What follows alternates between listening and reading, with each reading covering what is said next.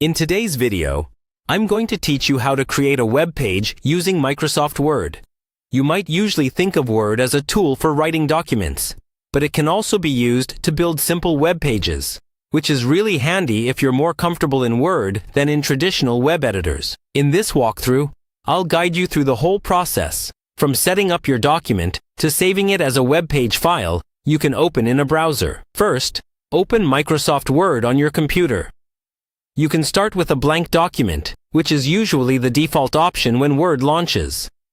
If it doesn't open automatically, just choose Blank Document from the Start screen so you're working with a clean page. Next, think about the basic layout of your web page.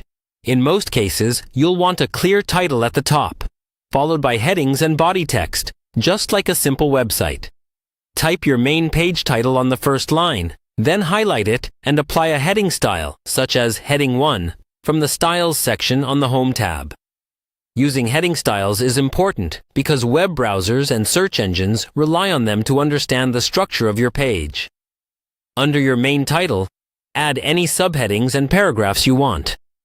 For subheadings, you can use Heading 2 and Heading 3 styles. For normal text, stick to the default body style. Try to keep your paragraphs short and easy to read, the same way you would on a real website. If you want to add images, place your cursor where the image should go, then go to the Insert tab and choose Pictures. Select an image from your computer, insert it, and resize it by dragging the corners. To control how text flows around the image, click on it and adjust the layout options, such as square or in line with text. This will help your page look more like a real web layout.